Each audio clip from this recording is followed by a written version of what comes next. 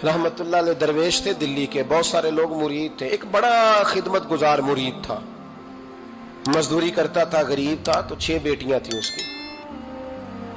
हजरत साहब के पास रोज आके कहता, हुजूर बच्चियों के लिए दुआ करें, अल्लाह कोई असबाब पैदा कर दे। एक बच्ची की शादी का खर्चा 1000 दिनार है और मैं गरीब हूं। हजरत साहब दुआ कर देते। खानका शरीफ के थोड़े ही फासले पर, हजरत जहां बैठ के मुरीदों की तरबियत करते थे, उससे थोड़ा ही फासले पर ना एक ईसाई रहता था, बड़ा मालदार था, बड़ी सारे ऊंट, गायें, भेड़, बकरियां रखी हुई थी और हजरत शरफुद्दीन रहमतुल्लाह अलैह की बड़ी मुखालफत करता था। और ये जो आपका गरीब मुरीद था, ये उसका पड़ोसी था। एक दिन बुला के ना उनको कहने लगा कि तू किधर जाके जो है वो टकरे मार रहा है, वहां से कुछ नहीं मिलने वाला। वो तुझे क्या देंगे जिनकी खानका खुद चंदे पे चलती है, मदरसा चंदे पे चलता है, मस्जिद चंदे पे चलती है, तेरी बेटी का मामला कहां हल होगा? तो उस दरवेश ने कहा कि तू मेरे पीर को नहीं जानता, तू अजय मेरा महबूब नहीं डिठा, तो पता नहीं ना, तू इस रस्ते का मुसाफिर नहीं, तू नहीं जानता, उनका बस चले ना तो वो हर कीमत में मेरी बेटियों की शादी करा दे। अब वो ईसाई था, कहने लगा अच्छा चलो ठीक है, अगर इतनी बात है ना तो जाओ उनसे जाके कह दो कि 6 साल के लिए मेरे साथ मुआहदा कर लें, वो मेरे जानवरों को चारा डाल दिया करे, 6 साल ड्यूटी करे, मैं 6000 दिनार दे देता हूं। वो मेरे साथ 6 साल मेरे जानवरों को चारा डाले, रखते हैं ना आप चारा डालने के लिए, एडवांस पैसे दे के। अब तो लोग उन्हें भी गुलाम ही बना लेते हैं, बड़ी थोड़ी तनख्वाह देते हैं, जुल्म करते हैं, पूरा मुआवजा नहीं देते। हजरत शेख शरफुद्दीन के बारे में वो कहने लगा, जब अपने पीर से जाके कह के मेरे जानवरों को 6 साल चारा डाले, मैं 6000 दे देता हूं, तू जो कहता है हर कीमत पे जाने को तैयार है। उसने जब ये बात की तो मुरीद ने नाराज हो गया, वो लड़ाई हो गई, गिरबान पकड़ लिया, झगड़ा हुआ, बात बड़ी दूर गई। इस तरह की बात करता मेरे हजरत के बारे में, तेरे जैसे कई मैं वहां काम पे रखा दूं। जब वो बड़ी बहस हुई, बात मोहल्ले में, इलाके में फैल गई, दुनिया ने सुन ली, तो शेख शरफुद्दीन तक भी पहुंच गई। इस तरह झगड़ा हुआ है। लोग सो गए इशा की नमाज के बाद। हजरत साहब ने ना सर पे कपड़ा लिया, उस ईसाई के दरवाजे पे दस्तक दी, वो बाहर आया, फरमाने लगे लोग तो सोच समझ के मुलाजम रखते हैं, तूने भी तो सोच ही लिया होगा, तभी तो मुझे ऑफर की है। तू अपनी ऑफर पे कायम है? वाकई मुझे रख लेगा और 6000 दिनार दे देगा? कहने लगा जा बाबा काम कर अपना। फरमाया नहीं, तूने इतने लोगों में बात की, इतनी बहस हुई, तो कायम है? कहने लगा मैं तो कायम हूं, पर आपने नहीं कायम रहना। फरमाया मैं सोच समझ के आया हूं। उसने कहा आप ड्यूटी करेंगे, भैंसों को चारा डालेंगे? फरमाया एक शर्त, बस जब अजान हो जाए ना तो मुझे रब की नमाज पढ़ने की इजाजत दे देना, बाकी सुबह शाम जो तू कहेगा। अगर उस गरीब की बेटियां ब्याही जाए तो मुझे और क्या चाहिए? उसकी 6 बेटियों का बोझ है उसके सर पे, तू मुझे रख ले। अल्लाह अकबर। वो कहने लगा चले पे मेरे साथ खते बंदगी कर ले। आजकल हम स्टाम करते हैं, उस जमाने में खते बंदगी होता था, गुलामी का खत, काजी शहर के पास, यानी उसका ख्याल था कि चलो स्टाम की बात करूंगा तो भाग जाएंगे। फरमाया चल मैं तैयार हूं। काजी तक गए, तय हो गया, 6000 दिनार दे दिए। हजरत ने मुरीद को बुलाया, फरमाया पुत्र ये ले जा मेरी बेटियों को रवाना कर दे। कहने लगा हुजूर ये क्या कर रहे हो आप, कुछ सोचे? फरमाया यार जब तुझे बेटा बना लिया तो फिर मेरी पोतियां तो लगती हैं ना, मेरा हक तो बनता है ना, जा जाके ड्यूटी कर, उनको ब्याह दे। बात फैल गई। बादशाह भी अकीदतमंद था, वो 12000 दिनार लेके पहुंचा। क्या बताऊं इन रब के बंदों का दिल कैसा होता है, क्या दर्द होता है, क्या रंग। 12000 दिनार लेके बादशाह आया और आके हजरत को पेश किए, का हुजूर आप दें इस ईसाई को, डबल दें और जाए काम करें। आप फरमाने लगे तू पैसे दे, शर्तें ना लगा, मेरा जहां दिल करेगा मैं खर्च करूंगा, मुझे तो मजा ही अब आने लगा है, अभी तो लुत्फ आ रहा है, अभी तो जायका आया है कुछ करने का, पैसे देने हैं तो दे, पाबंदी ना लगा, जहां मेरा दिल करेगा मैं। उसने कहा हुजूर ठीक है रख ले। हजरत ने फजर मस्जिद में पढ़ी, जेब में 12000 दिनार थे, ऐलान फरमाया भी किसी और की बेटी भी बैठी है तो पैसे मेरे पास है। वो 12000 दिनार भी बांट दिया और 12000 दिनार बांट के ना तो फिर चले गए खेत में चारा काटने।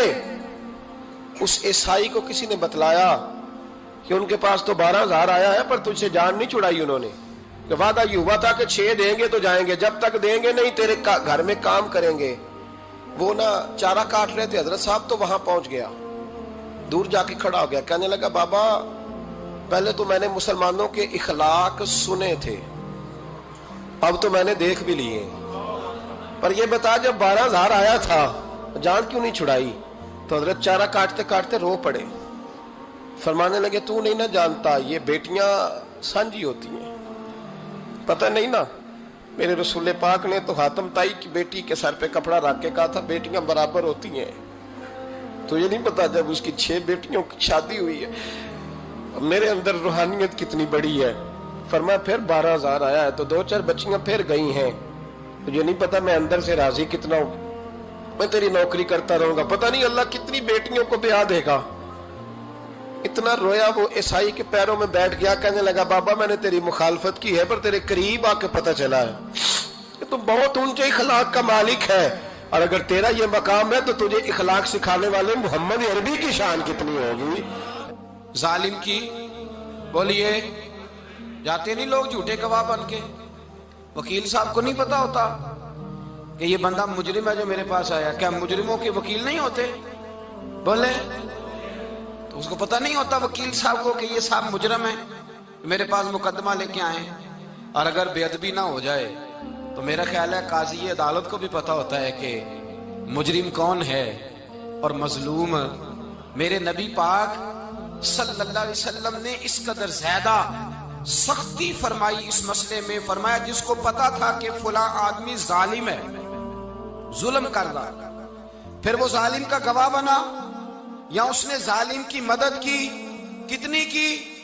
شارحین لکھتے ہیں چاہے اس نے ایک جملہ بول کے کی، چاہے ایک، سارے بولیے، چاہے ایک غریب کو اس نے ظلم کیا تو کہتے ہیں علاج یہ سی، چاہے ایک جملہ بول کے کی، شارحین اس حدیث کی شرح میں لکھتے ہیں ایک جملہ بول کے چاہے مدد کی، جس بندے نے کسی ظالم کی مدد کی کسی مقدمے میں یا کسی صورت میں اور اسے پتا تھا یہ ظالم ہے، میرے نبی پاک صلی اللہ تعالی علیہ وسلم فرماتے ہیں اگر اس نے مدد کی، ابھی ظالم کی بات نہیں ہو رہی، ظالم کے مددگار کی بات ہو رہی، اگر کسی نے ظالم کی مدد کی تو حضور فرماتے ہیں خدا بھی اس سے بری و ذمہ ہے، رسول بھی اس سے بری و ذمہ ہے۔ سنبھال کے رکھے اپنی نمازیں، قربانیاں، حج، زکوٰۃ سنبھال کے رکھے۔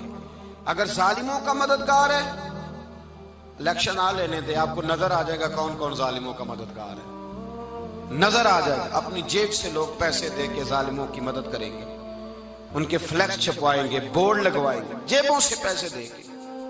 ہم نے خود آگ لگائی ہے چمن میں اپنے، بے سبب گردشی ایام کو الزام نہ دو، ہم نے خود نور کا ظلمت سے کیا ہے سودا، کر کے توہین سحر شام کو الزام نہ دو۔ ظالموں کے مددگار میدان میں آ گئے، یہ چھوٹا لفظ نہیں، میرے حبیب پاک صلی اللہ علیہ وسلم نے فرمایا جو ظالم کا مددگار ہے سن لے جو سجن کے ساتھ کچہری جاتا ہے، وہ یاد رکھے جو دوست کا گواہ بنتا ہے، وہ یاد رکھے جو کہتا ہے میں مانگی گیا تھا، مجھے بلایا گیا تھا قبضہ چھڑانے کے لیے کسی غریب بیوہ کی جائیداد پہ، وہ سن لے تو مدد کر کے نہیں آیا، تو خدا کے ذمے سے نکل گیا ہے۔ رسول پاک نے فرمایا تیرا میرا تعلق ختم ہو گیا، تو ظالم کا مددگار ہو گیا، پھر تو کہتا میں بے چین ہوں، میں بے قرار ہوں، میں آزمائش کا شکار ہوں، پلٹ کے دیکھ تو صحیح تیرا گناہ کتنا بڑا ہے۔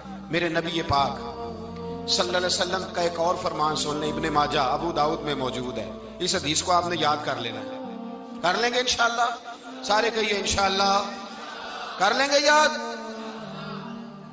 حضور صلی اللہ علیہ وسلم نے فرمایا اگر تو ظالم کی مدد کرے گا نا، یہ لفظ دل کی تختی پہ لکھ لینا، یہ مکافات عمل ہے، مکافات عمل دنیا، ادھر کرو گے تو ادھر بھرو گے۔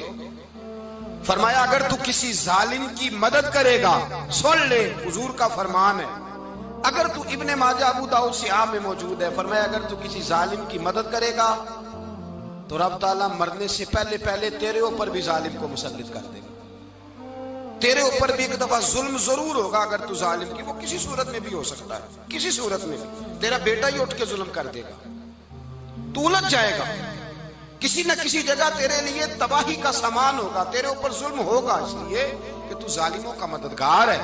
چاہیے یہ تھا کہ تو مظلوم کی مدد کرتا، انسانی ایمانی یقین کا فریضہ سر انجام دیتا، تو ظالموں کا مددگار ہو گیا۔ ٹٹول کے دیکھ لیں، رزلٹ نکال کے دیکھ لیں، ہمارے زمانے میں ظالموں کے مددگار زیادہ ہیں، اتنی لمبی زبانیں نکال کے ظالموں کی مدد کرتے ہیں، بڑے بڑے کالم نویس اللہ نے انہیں قدرت دی لکھنے کی، تو اپنا قلم ظالموں کی مدد میں خرچ کرتے ہیں۔ وہ لوگ جن کو اللہ تبارک و تعالیٰ نے قدرت دی، ہمت دی، طاقت دی، کچھ لوگ ان کے حلقہ احباب میں، وہ اپنے لوگوں کو استعمال کر کے ظالموں کی مدد کرتے ہیں، ظالموں کی مدد کرتے ہیں۔ میرے نبی کریم سید عالم نور مجسم صلی اللہ علیہ وسلم نے فرمایا، اگر تو نے ظالم کی مدد کی تو جب تک تو توبہ نہیں کرے گا رب تجھ سے ناراض ہی رہے گا۔ اللہ تجھ سے، او بھائی جس سے رب بھی ناراض ہو گیا، نہ کھانا نہ پینا نہ سونا نہ جاگنا نہ نیند، پھر تیری ہر چیز تیرے لیے آزمائش ہو جائے گی، پھر تیرا سایہ بھی تیرے لیے خوف کا سامان بنے گا، پھر زندگی جیتی جاگتی لاش بن جائے گی، تو اپنے کندھوں پر اپنی میت اٹھائے پھرے گا جب تو ظالم کا مددگار ہوگا۔ اور نبی پاک صلی اللہ علیہ وسلم نے فرمایا، ظالموں کا مددگار بھی ظالم ہوتا ہے، ظالموں کا مددگار بھی، سارے بولے، ظالموں کا مددگار بھی نہیں، کو نہیں، آپ سارے نہیں بولے، ایک دفعہ بولے، ظالموں کا مددگار بھی، پکی بات ہے، ظالموں کا مددگار بھی۔ اللہ اکبر، جس کا یارانہ ہو، جس کا دوستانہ ہو، جو کہے میں نے نا اس کو اوکھے ویلے کے لیے ظالم کو یاد رکھا ہوا ہے۔ کبھی مشکل میں رکھے نہیں ہوئے لوگوں نے ظالم دوست، کہتے میں نے رکھے ہوئے ہیں، بلکہ ہمارے دیہات میں تو کہتے ہیں میں نے بازو بنائے ہوئے ہیں۔ کس کو بازو بنا لیا؟ ظالم بھی کبھی بازو ہوتا ہے، جو ظلم کی تلوار لیے میدان میں کھڑا ہے۔ قارون، حامان، فرعون، نمرود کا حال نہیں لوگوں نے دیکھا؟ اپنے زمانے میں آپ نے کتنے لوگ نہیں دیکھے جن کے سائے سے، آواز سے لوگ کانپتے تھے؟ پھر پولیس کی گاڑیوں میں وہ اس طرح مردہ پڑے کہ دنیا نے تماشا دیکھا ان کا۔ یہ رنگ ہم نے دیکھے نہیں اپنے آنکھوں سے۔ فرمایا ظالم کا مددگار بھی، جو کار میں بٹھا کے لے کے گیا وہ بھی ظالم، جس نے چائے پلائی وہ بھی، جس شخص نے کھانا کھلایا وہ بھی، جو کچہری تک ساتھ گیا وہ بھی، جس نے فلیکس کے نیچے، بڑے شرابی کے نیچے چھوٹی اپنی فوٹو لگائی وہ بھی، جو ووٹ کی پرچی ڈالنے گیا وہ بھی۔